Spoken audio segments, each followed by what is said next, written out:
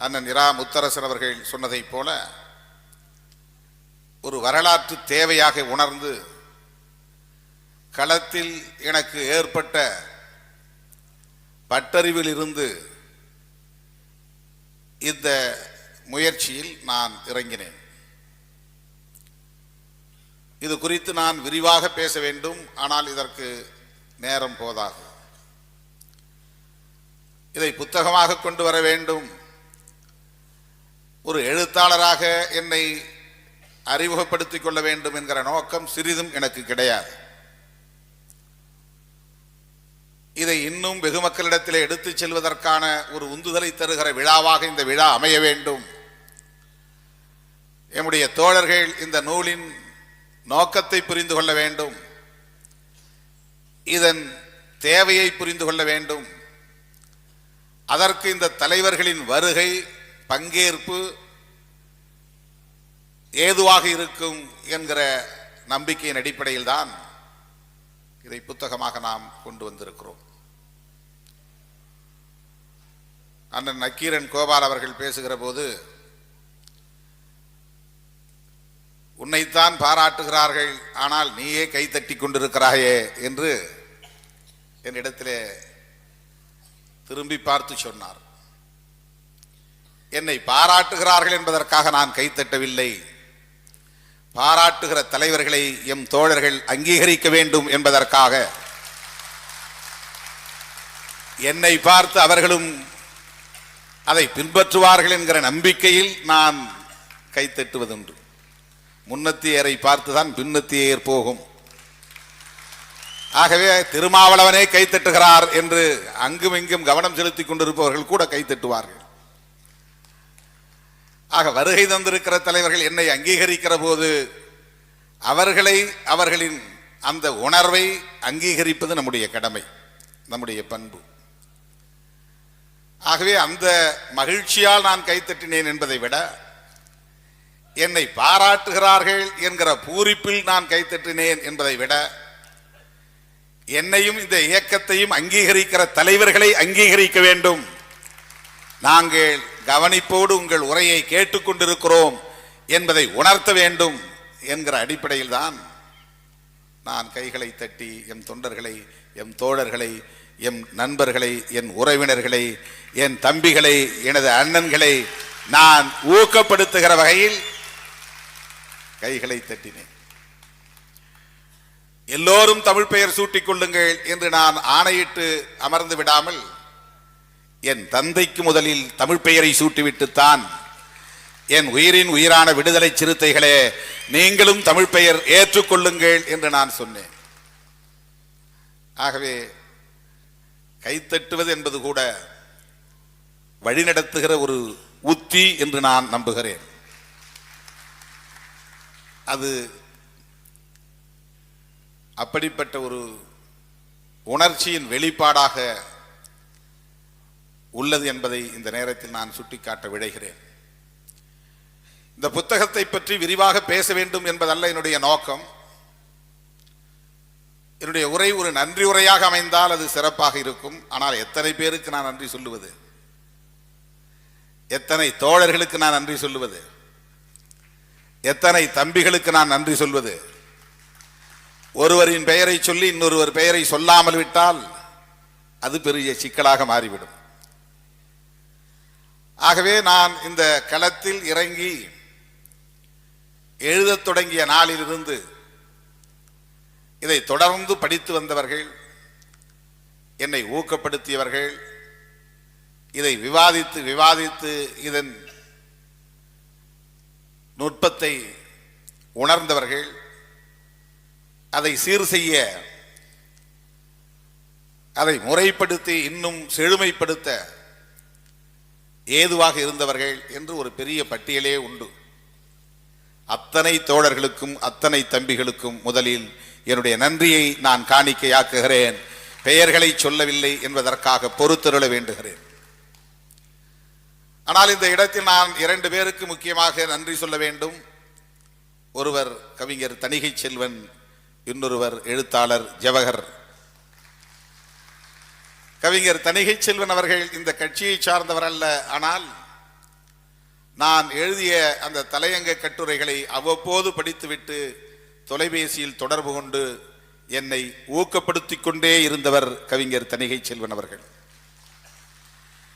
அந்த நூல் தயாராவதற்கு முன்பு, நான் எழுதிய கட்டுரைகள் எல்லாம் ஒரு நூலாக தயாராவதற்கு முன்பே அவர் இது தொடர்பாக ஒரு நூலை எழுதி புத்தகமாக கொண்டு வந்து விட்டார். அதே தமிழ்மண் இதழில் தத்துவ தலைமை. அமைப்பாய் திரள்வோம் என்பது நூலாக வருவதற்கு முன்பாகவே அந்த கட்டுரைகள் ஏற்படுத்திய தாக்கத்தின் விளைவாக அவர் கட்டுரை எழுத தொடங்கி அது ஒரு நூலாக வெளிவந்து விட்டது.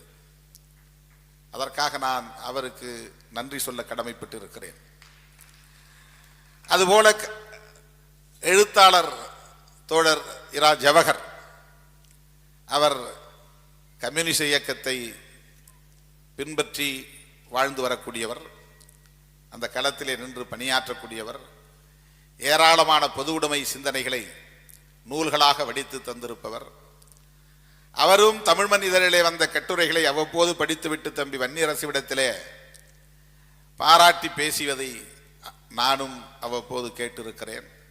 நான் எழுதி முடித்த 58வது கட்டுரையை எழுதி முடித்த பிறகு இனி எழுத முடியாது, எனது கழுத்து வலி அதிகமாகிறது, கைவலி அதிகமாகிறது என்பதால் எழுதுவதை கொஞ்ச காலம் நிறுத்தி வைக்கப் போகிறேன் என்று நான் நிறுத்தி 2 ஆண்டுகள் உருண்டோடிவிட்டன. 15 கடைசி கட்டுரையை நான் எழுதி முடித்தேன். 16, 17 என்று 2 ஆண்டுகள் உருண்டோடிவிட்ட நிலையில் அந்த நூலை தொகுக்க வேண்டும் என்கிற ஆர்வம் இல்லாமல் அப்படியே விட்டுவிட்டேன். தோழர் இரா ஜவஹர் அவர்கள் இந்த நூலை ஏன் இன்னும் தொகுக்கவில்லை, அதுவும் புத்தக சந்தை நடைபெறுகிற சூழலில் இதை கொண்டு வர வேண்டும் என்று விரைவுபடுத்தி அதை தொகுத்து இன்றைக்கு நூலாக கொண்டு வருவதற்கு அடித்தளமிட்டவர் தோழர் இரா ஜவஹர் அவர்கள் என்பதை இந்த நேரத்திலே நான் நன்றி உணர்ச்சியோடு சுட்டிக்காட்ட விரும்புகிறேன்.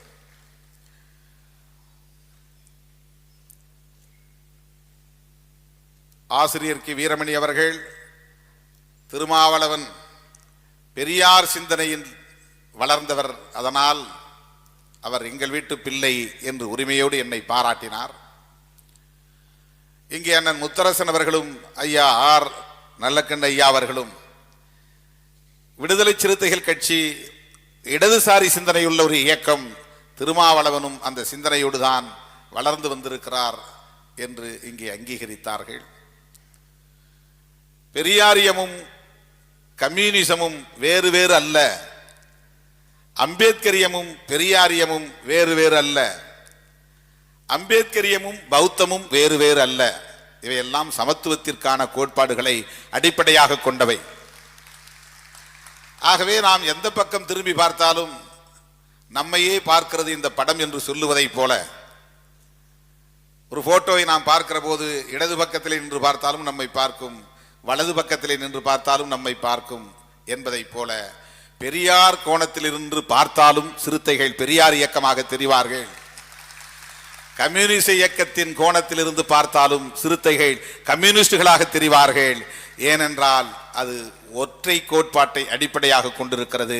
அந்த ஒற்றை கோட்பாடு சமத்துவம் என்பதுதான். சமத்துவம் என்பதுதான் அடிப்படையான கோட்பாடு. அதை வென்றெடுப்பதற்கான புதிய கோட்பாடுகள் தான், புதிய ஜனநாயக கோட்பாடுகள் தான் சமூக நீதி போன்றவை. ஜனநாயகம் என்பதே ஒரு கோட்பாடு தான்.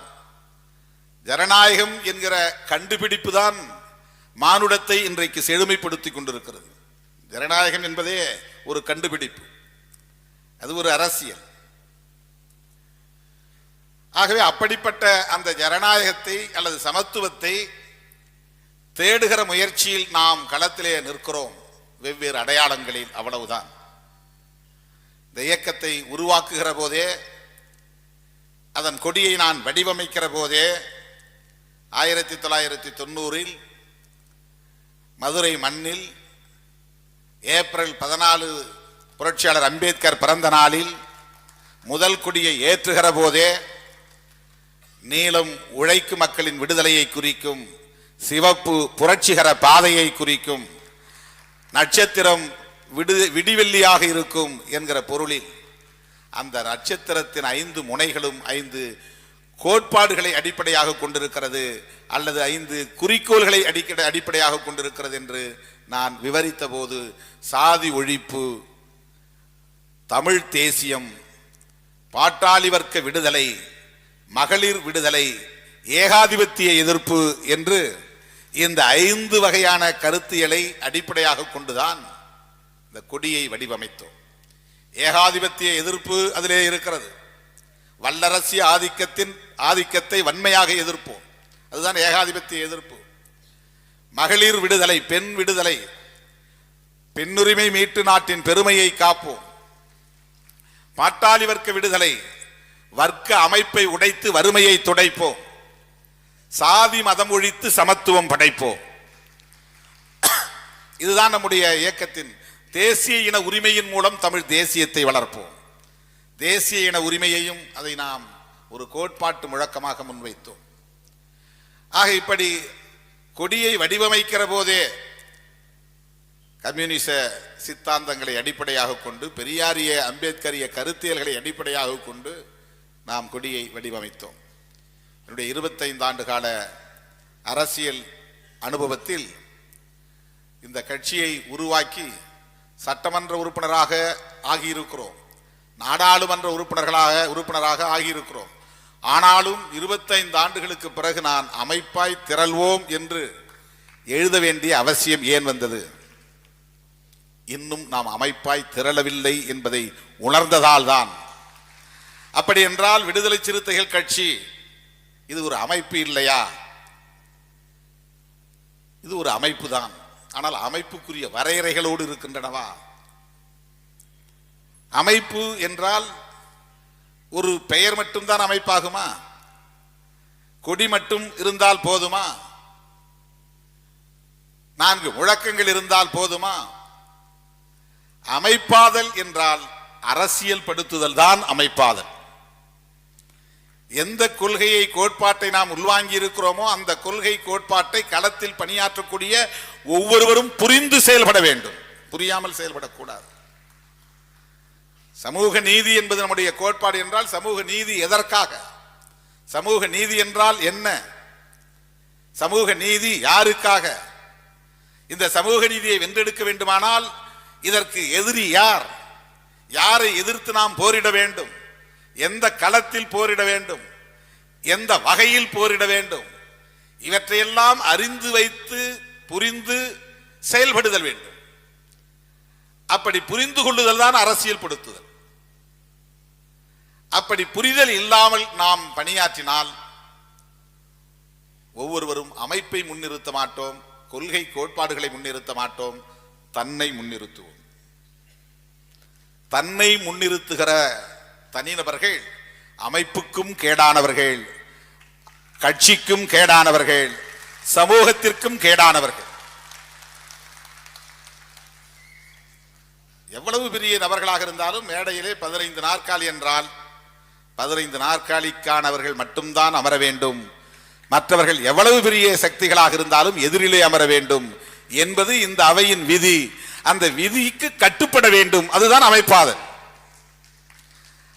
அமருங்கள் என்றால் அமர வேண்டும், களையலாம் என்றால் களைய வேண்டும். அதுதான் அமைப்பாதல். அது கொள்கை புரிதல் இருந்தால்தான் அந்த அமைப்பியல் புரிதல் இருக்கும். கொள்கையை உள்வாங்கினால்தான், கொள்கையை புரிந்து கொண்டால்தான், ஒரு கோட்பாட்டு அடிப்படையில் சிந்தித்தால்தான் நான் பெரியவன் என்கிற எண்ணம் தகர்க்கப்படும். நான் முதன்மையானவன், முக்கியமானவன் என்கிற எண்ணம் தகர்க்கப்படும். நீ கவனிக்கப்பட வேண்டியவன் என்றால் அது களம்தான் தீர்மானிக்க வேண்டுமே தவிர வெறும் நம்முடைய நடவடிக்கையை அது தீர்மானிக்க, நாமே அதை தீர்மானிக்க கூடாது. ஆக அப்படிப்பட்டவர்களை கொண்டு இயங்குகிற ஒரு அமைப்பு தான் அமைப்பு. மதம் ஒரு அமைப்பு. மதம் இஸ்லாம் என்பது ஒரு அமைப்பு. மசூதிக்கு செல்லுகிறவர்கள், முந்தி செல்லுகிறவர்கள் எவ்வளவு சாமானியமானவனாக இருந்தாலும் முன்வரிசையிலே அமரலாம். எவ்வளவு பெரிய அதிகார வலிமை உள்ளவனாக இருந்தாலும் கடைசியிலே வந்தால் கடைசி வரிசையில் அமரலாம். கடைசியில் வந்தவன் நான் இந்த நாட்டின் மன்னன், எனவே எனக்கு முன்வரிசையில் இட வேண்டும் என்று அவன் முன்வரிசைக்கு முண்டிக்கு அடித்துக் கொண்டு போக முடியாது. அது அனுமதிக்காது. அதுதான் இஸ்லாம், அதுதான் மதம், அதுதான் அமைப்பு. அந்த இடத்திலே அந்த விதியை அந்த அமைப்பு அவனுக்கு உணர்த்துகிறது. அந்த விதிக்கு அவன் கட்டுப்படுகிறான். ஆகவே எந்த ஒரு அமைப்பில் நாம் இருக்கிறோமோ அந்த அமைப்பினுடைய விதிக்கு கட்டுப்படுகிற போக்கு வளருகிற போதுதான் அந்த அமைப்பு வளரும். இல்லை என்றால் அந்த அமைப்பு ஒரு கும்பலாக கூடி கலையும். அது தற்குறிகளை கொண்ட ஒரு அமைப்பாகவே நீடிக்கும். அது தன்னை முன்னிறுத்தக்கூடியவர்களால் ஒரு கட்டத்தில் சிதையும். சிலர் கரிஸ்மாட்டிக் லீடர்ஸ், ஏதோ ஒரு கவர்ச்சியால் மக்களை ஆட்டி படைத்துக் கொண்டிருப்பார்கள். அவர்கள் இல்லாத போது அந்த அமைப்பு தடுமாறிவிடும். தனிநபர் வரலாம் போகலாம், அவர்கள் வழிநடத்தலாம், அவர்கள் ஆளுமை செய்யலாம். ஆனாலும் கூட அது தத்துவத்தை அடிப்படையாக கொண்டதாக இருக்க வேண்டும், கட்சியின் விதிகளை அடிப்படையாக கொண்டதாக இருக்க வேண்டும், கட்சியின் செயல் திட்டத்தை அடிப்படையாக கொண்டிருக்க வேண்டும். அதுதான் தலைமுறை தலைமுறையாக நீடிக்கும். தலைமுறை தலைமுறையாக நீடிக்கும். எத்தனை அமைப்புகள் இருந்தாலும், குழுக்கள் இருந்தாலும், அவை அனைத்தும் ஒற்றை பொருளை நோக்கி, ஒற்றை இலக்கை நோக்கி செயல்பட வேண்டும் என்று சொன்னால் அந்த களத்தில், அந்த குழுவில் இருக்கிற ஒவ்வொருவருக்கும் அந்த அமைப்பின் அல்லது அந்த இலக்கின் நோக்கத்தை, அடிப்படையை புரிந்து வைத்திருக்க வேண்டும். நாமெல்லாம் ஏன் அமைப்பாக வேண்டும்? ஒடுக்கப்பட்டவர்களை ஒடுக்குமுறைகளில் இருந்து மீட்பதற்காக. இந்த நூலெல்லாம் எழுதுவதற்கு முன்பு, தலையங்கம் எல்லாம் எழுதுவதற்கு முன்பு ஒரு முழக்கம் நான் எழுதினேன். அமைப்பாவதால் மட்டுமே அத்துமீற முடியும், அத்துமீறலால் மட்டுமே அடக்குமுறைகள் உடையும். நீ அத்துமீற வேண்டும் என்றால் கூட அமைப்பாக வேண்டும். ஒரு அமைப்பாக இருந்தால்தான் காவல்துறை போடுகிற நெருக்கடியை மீற முடியும். சாதி வெறியர்கள் போடுகிற தடைகளை தகர்க்க முடியும். மத வெறியர்களின் ஒடுக்குமுறைகளை தகர்க்க முடியும். ஆகவே ஒரு அத்துமீறல் நடவடிக்கைக்கு கூட அமைப்பாவதல் என்பது முக்கியமானது. அமைப்பாகவில்லை என்று சொன்னால், சிதறடிக்கப்பட்டவர்களாயிருந்தால் தலைமுறை தலைமுறையாக, ஆயிரம் ஆயிரம் ஆண்டுகளாக அவர்கள் தொடர்ந்து ஒடுக்குமுறைக்கு உள்ளாவார்கள். அதை தவிர்க்க முடியாது. ஆகவே ஒடுக்குமுறையில் இருந்து, சுரண்டலில் இருந்து, ஆதிக்கத்தில் இருந்து உழைக்கும் மக்களை மீட்பதற்கு அமைப்பாக வேண்டும். நம்முடைய எதிரிகள் 3 தான்: ஆதிக்கம், ஒடுக்குமுறை, சுரண்டல். பெரும்பான்மைவாதம் என்கிற பெயரால் ஆதிக்கம், ஆண்கள் என்கிற பெயரால் ஆதிக்கம், உயர்ந்த சாதி என்கிற பெயரால் ஆதிக்கம், இந்து என்கிற பெயரால் ஆதிக்கம். இப்படி ஆதிக்கம் என்பதுதான் நமக்கு பகை. ஆதிக்கம் கூடாது. ஆதிக்கம் எதற்காக? அவர்கள் தொடர்ந்து சுரண்டி பிழைப்பதற்காக. அந்த ஆதிக்கமும் சுரண்டலும் நீடிக்க வேண்டுமானால், தக்க வைக்க வேண்டுமானால் ஒடுக்குமுறை அவசியமாக தேவைப்படுகிறது. ஆகவே உலகத்தில் 2 வகையான மனிதர்கள் தான் உண்டு. ஒன்று அதிகாரம் உள்ளவர்கள், இன்னொன்று அதிகாரம் இல்லாதவர்கள். இந்த வர்க்கம் 2 என்று சொல்கிறோம் அல்லவா? ஆளும் வர்க்கம், உழைக்கும் வர்க்கம் என்று. அதிகாரம் உள்ளவர்கள், அதிகார வலிமை உள்ளவர்கள், அதிகாரத்தோடு தொடர்பில்லாத மக்கள். ஒரே சாதியாக இருந்தால் கூட அதிகாரம் உள்ளவன் ஒடுக்குவான், அதிகாரம் இல்லாதவன் ஒடுக்குமுறைக்கு உள்ளாவான். ஒரே மதமாக இருந்தால் கூட அதிகாரம் உள்ளவன் ஒடுக்குவான், அதிகாரம் இல்லாதவன் ஒடுக்குமுறைக்கு உள்ளாவான்.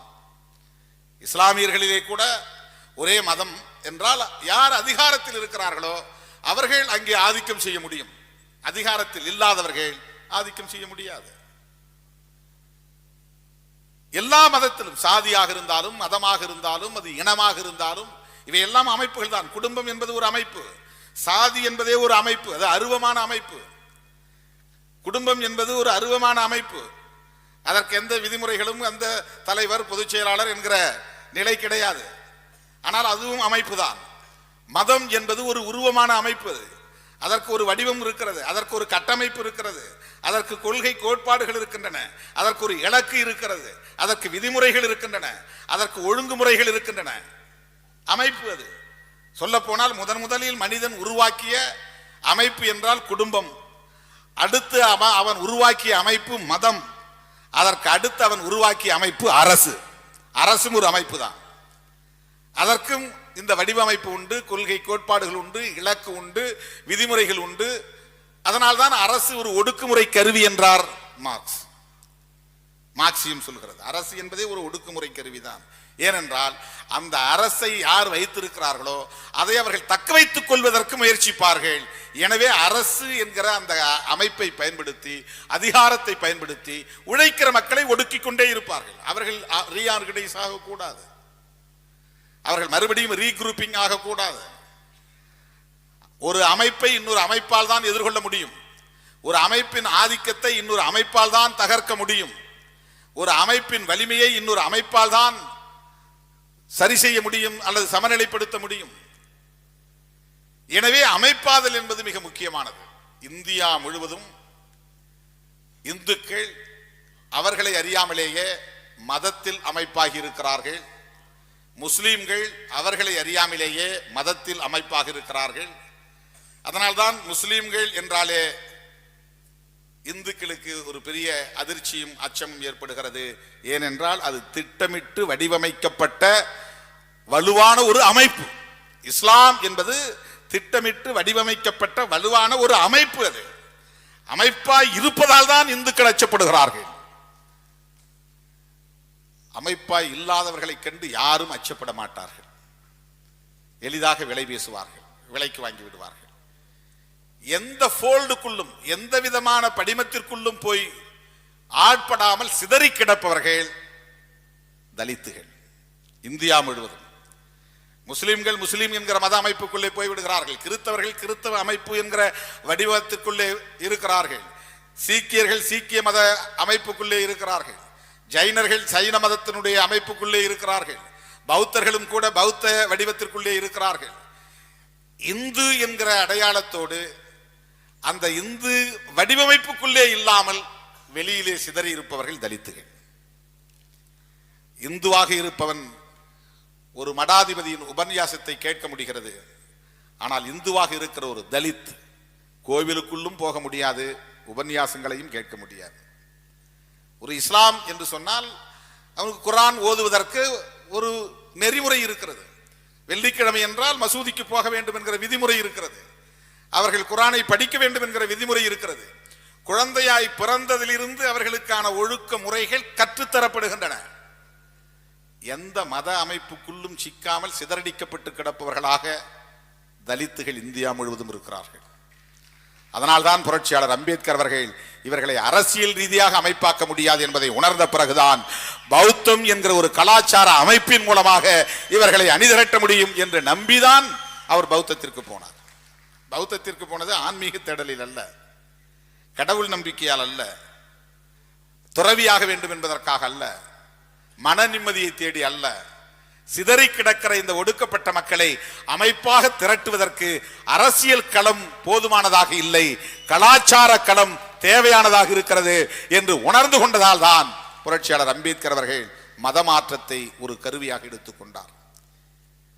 ஆகவே அமைப்பாதல் என்பது அதிகாரத்தை பெறுவதற்காக, அதிகாரம் என்றால் ஆட்சி அதிகாரம் என்று மட்டுமே புரிந்து கொள்ளக்கூடாது. அதிகாரம் என்பது ஒடுக்குமுறைகளில் இருந்து விடுதலை பெறுவதற்கான ஒரு சக்தி. இது ஒரு எம்எல்ஏ ஆவது மட்டுமே அதிகாரம் என்று அல்ல, ஒரு மணியக்காரர் ஆவது கூட அதிகாரம் தான். ஒரு வில்லேஜ் அட்மினிஸ்ட்ரேட் ஆபீசர் அதுவும் ஒரு அதிகாரம் தான். அது நிர்வாக அதிகாரம், அட்மினிஸ்ட்ரேட்டிவ். அப்படிப்பட்ட அதிகாரங்களை பெற வேண்டுமானால் எங்களுக்கு இடஒதுக்கீடு தேவை. எங்களுக்கு இடஒதுக்கீடு தேவை என்றால் நாங்கள் ஒரு அமைப்பாக இருந்து குரல் கொடுக்கிறோம், ஆகவே இடஒதுக்கீட்டை பெற முடியும். இடஒதுக்கீடு தேவை என்று குரல் எழுப்புவதற்கு கூட ஒரு அமைப்பு தேவைப்படுகிறது. தனி நபர் வைக்கிற கோரிக்கைகளை ஒரு அரசு ஏற்காது, ஒரு அமைப்பு முன்மொழிகிற கோரிக்கைகளை அரசு ஏற்கும். அரசு ஊழியர்களாக இருந்தாலும் அமைப்பாய் இருந்து போராடினால்தான் உரிமைகள் கிடைக்கும். போக்குவரத்து தொழிலாளர்களாக இருந்தாலும் ஒரு அமைப்பாய் இருந்து போராடினால்தான் பேச்சுவார்த்தை நடக்கும். தனிநாடு வேண்டும் என்றாலும் கூட ஒரு அமைப்பாய் இருந்து ஆயுதம் எடுத்தால்தான் சர்வதேச அளவிலே பேச்சுவார்த்தை நடக்கும். தனிநாடு பற்றிய பேச்சுவார்த்தை நடக்கும். எல்லா யுத்தங்களும் பேச்சுவார்த்தைகளுக்காக, எல்லா பேச்சுவார்த்தைகளும் அமைப்புகளின் வழியாக. எல்லா யுத்தங்களும் பேச்சுவார்த்தைக்காக, எல்லா பேச்சுவார்த்தைகளும் அமைப்புகளின் வழியாக.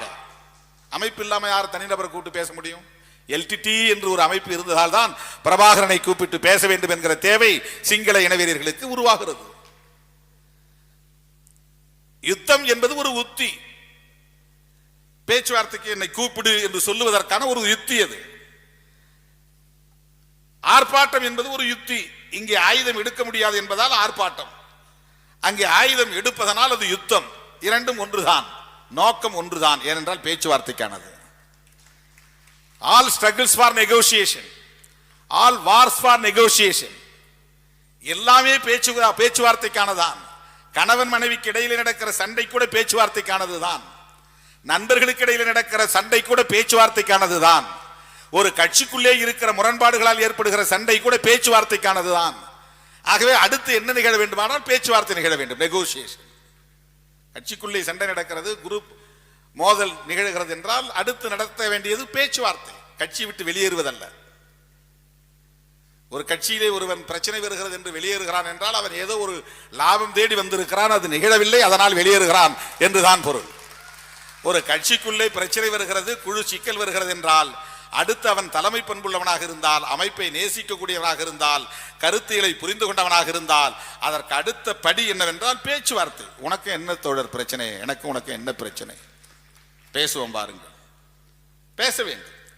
அதற்கு வழிகாட்டக்கூடிய ஒன்றாகத்தான் இந்த நூலை நான் பார்க்கிறேன். என்னென்ன பிரச்சனைகளை இந்த களத்தில் சந்தித்திருக்கிறோமோ அத்தனை பிரச்சனைகளையும் முடிந்த வரையில் நான் விரிவாக விளக்கி எழுதியிருக்கிறேன். சின்ன சின்ன பிரச்சனைகள் தான். எல்லோரையும் தோழர் என்று சொன்னாலே பிரச்சனை முடிந்து விடுகிறது. யாரையும் நீ அண்ணன் தம்பி என்று கூட கூப்பிட வேண்டாம். அண்ணன் என்றால் கூட உனக்கு எனக்கு என்ன உறவு, நீ அண்ணன் சொல்றேன்னு கேட்கிற ஆளு இருக்கிறான். எப்படி உனக்கு நான் அண்ணன் ஆனேன்பா? என் வாழ்க்கையில் நடந்திருக்குது. அவங்க என்ன கம்யூனிட்டின்னு தெரியும், அண்ணன் கை கொடுத்தேன். யார் நீ, யார் நான் யார், என்ன அண்ணன் சொல்ற அப்படின்னு கேட்டேன். அரசியலில் வயது வித்தியாசம் பார்ப்பார்கள். ஒரு வயது மூத்தவர்கள் இருந்தால் கூட அந்த அந்த அந்த ஒரு வயது மூப்புக்கு நாம் உரிய மரியாதை தர வேண்டும். அவர்களை அண்ணன் என்று சொல்லுவதால் நாம் தகுதி குறைந்து விட மாட்டோம். தம்பி என்று சொன்னாலும் என் வயது உன்னை விட கூடுதல் என்று பிரச்சனை வரும். ஆகவே தோழர் என்று அழைப்பது ஆணுக்கும் பொருந்தும், பெண்ணுக்கும் பொருந்தும், அனைவருக்கும் பொருந்தும். அது மிகவும் மரியாதைக்குரிய ஒரு சொல் தோழமை என்பது. பெயரை சொல்லி கூப்பிடுகிற போது சண்டை வருகிறது, அவன் இவன் என்று சொல்லுகிற போது சண்டை வருகிறது, ஆள் இல்லாத போது பேசுகிற போது சண்டை வருகிறது. இதுவெல்லாம் கூடாது என்பதை விவரித்து எழுதுகிற போதுதான் அதற்கு அடிப்படை இன்னொன்று தேவைப்படுகிறது. இந்த பிரச்சனைகளை எல்லாம் நீங்கள் கைவிட வேண்டுமானால் என்னை முன்னிறுத்த வேண்டாம் என்று அண்ணன் சொல்லுகிறார். அப்படின்னா நான் ஏன் இந்த கட்சியில் இருக்கணும்? என் போட்டோ போடக்கூடாதுன்னா நான் ஏன் அந்த கட்சியில் இருக்கணும்? என் பேரை பெருசா போடக்கூடாதுன்னா நான் ஏன் இந்த கட்சியில் இருக்கணும்? நான் மேடையில் உட்கார முடியாதுன்னா நான் ஏன் இந்த கட்சியில் இருக்கணும் என்கிற எண்ணம் வரும். அது இயல்புதான். ஆனால் நீங்கள் இதை படித்தால், இதன் பின்னணியை புரிந்து கொண்டால் அது ஒரு பிரச்சனையே இல்லை என்று புரிந்து கொள்ள முடியும். அது ஒரு பிரச்சனையே இல்லை. நான் மூப்பனாரோடு நெருங்கி பழகியவன். ஒரு வரிசையிலே நடு மையத்திலே நாற்காலியில் தலைவர் அமர வேண்டும் என்பது மரபு. அந்த நடு இடத்திலே போய் உட்கார்ந்தால்தான் தலைவர், இல்லை என்றால் தலைவர் இல்லை என்கிற எண்ணம் நமக்கு இருந்தால் அந்த நடு இடத்தை தான் நாம் தேடி போவோம். ஓரத்தில் உட்கார மாட்டோம். ஆனால் அவர் என்ன செய்வார் என்றால், வருகிறவர்களுக்கெல்லாம் தன் இருக்கையை கொடுத்து விட்டு ஓரம் ஒதுங்கி ஒதுங்கி போவார். அவர் எங்கே ஒதுங்குகிறாரோ அதுதான் மையம். ஏனென்றால் அவர் தலைவர். அவர் இடதுபுறத்திலே உட்கார்ந்தால் ஒட்டுமொத்தமான எல்லா கேமராக்களும் அவரை நோக்கி திரும்புகிறது. வலது பக்கத்திலே போய் நின்றால் எல்லா கேமராக்களும் அவர் பக்கம் திரும்புகிறது. ஆகவே அவர் எந்த நாற்காலியில் எந்த இடத்தில் கிடக்கிற நாற்காலியில் அமர்கிறார் என்பதல்ல, அவர் எந்த நாற்காலியில் அமர்ந்தாலும் அதுதான் மையம் என்கிற நிலையை நாம் பெற வேண்டும். மேல உட்கார்ந்தாதான் தலைவர், கீழே உட்கார்ந்தா தலைவர் இல்லைங்கிற எண்ணம் இருமாப்பு கூடாது. அதையெல்லாம் தவிர்த்தால் தான் ஒடுக்கப்பட்ட மக்களை, சாதாரண மக்களை நம்ம அமைப்பாக்க முடியும். ஒரு உதாரணத்தை நான் சொல்லுகிறேன். நான் இங்கே படித்த படிப்பை எல்லாம் எல்லோரும் சொல்லி பெருமைப்படுத்தினார்கள். என் வாழ்நாளில் இதுவரையில் என் பெயருக்கு பின்னால் நானே என் படிப்பை போட்டதே இல்லை. ஒரு நாளும் நான் போட்டதில்லை. தங்கியிருந்த விடுதியிலே கூட ஒவ்வொருவரும் அவருடைய அறையில் பெயருக்கு பின்னால் first MA, second MA, first BGL, second BGL என்று பெயரை அச்சிட்டு வைப்பார்கள், எழுதி வைப்பார்கள். நான் ஒரு நாளும் என் பெயருக்கு பின்னால் படிப்பை போட்டதில்லை. அதுவும் பொது வாழ்க்கைக்கு வந்த பிறகு துண்டறிக்கைகளை தோழர்கள் அதையெல்லாம் அச்சிட்ட போது அதையெல்லாம் நான் அடித்து விட்டு சொன்னேன். நாம் வேலை செய்ய போகிற மக்கள் என்பவர்கள் பாமர மக்கள், சாதாரணமானவர்கள், ஆடு மாடு மேய்க்கக்கூடிய இளைஞர்கள். அந்த இளைஞர்களிடத்திலே வேலை செய்கிற போது திருமாவளவன் பிஎஸ்சி, எம்ஏ, பிஎல் என்று போட்டால் அவன் ஏதோ பெரிய படிப்பு படிச்ச மூடு கிட்ட வரமாட்டான். அவனுக்கு ஒரு தாழ் உணர்ச்சி வரும். அவனும் நானும் களத்தில் சமம். எனக்கு படிக்க வாய்ப்பு கிடைத்தது, அவனுக்கு வாய்ப்பு கிடைக்கவில்லை, அவ்வளவுதான். ஆகவே அந்த இடத்திலே என் படிப்பை நான் பிரதானப்படுத்தக் கூடாது என்பதை இன்றைக்கல்ல 1990 முதலாக இந்த இயக்கத்தின் தலைமை பொறுப்பை நான் ஏற்றுக்கொண்ட போதே அதை நடைமுறைப்படுத்தியவன். முதலாக என்னை திருமண நிகழ்ச்சிகளுக்கும் காதணி விழாக்களுக்கும் தோழர்கள் அழைத்த போது அந்த துண்டறிக்கைகளில் என் படம் போடக்கூடாது என்ற கட்டுப்பாட்டை விதித்திருந்தேன். 9 ஆண்டு காலம் அது நீடித்தது. அரசியலுக்கு வந்த பிறகுதான் தோழர்கள் ஆங்காங்கே பெயர்களை பெரிதாக போடவும் படங்களை அச்சிடவும் போன்ற நடவடிக்கைகள் வளர்ந்தன. ஆனால் 9 ஆண்டு காலம் நான் இயக்கத்தில் தலைமை பொறுப்பை ஏற்று வழிநடத்திய போது 1990 99 வரையில் துண்டறிக்கைகளை, பழைய துண்டறிக்கைகளை எடுத்து பார்த்தால் எந்த இடத்திலும் என் படம் இருக்காது. முதலில் ஒரு காதணி விழாவுக்காக தம்பி ஒருவர் என் படத்தை போட்டு அச்சிட்டு கொண்டு வந்து கொடுத்த போது அந்த துண்டறிக்கைகள் அனைத்தையும் கொண்டு போய் வீட்டில் வை, வேறு துண்டறிக்கை அடித்து கொண்டு வா என்று நான் வாங்கி அதைத்தான் விநியோகம் செய்ய வைத்தேன். படம் போட்ட துண்டறிக்கைகளை நான் விநியோகம் செய்ய அனுமதிக்கவில்லை. எதற்கு இதை சொல்லுகிறேன் என்று சொன்னால், ஏதோ இன்றைக்கு நான் உங்களுக்கெல்லாம் புத்திமதி சொல்வதற்காக எழுத தொடங்கிவிட்டேன் என்று நீங்கள் எண்ணக்கூடாது. என் உணர்வுகள் அனைத்தும் இந்த மக்களோடு மக்களாக கலந்து பணியாற்றிய போது அவர்களிடமிருந்து கற்றுக்கொண்ட பாடத்திலிருந்துதான், படிப்பினைகளில் இருந்துதான் எம் தோழர்களுக்கு இதை சொல்ல வேண்டும் என்கிற உந்துதல் எனக்கு ஏற்பட்டது.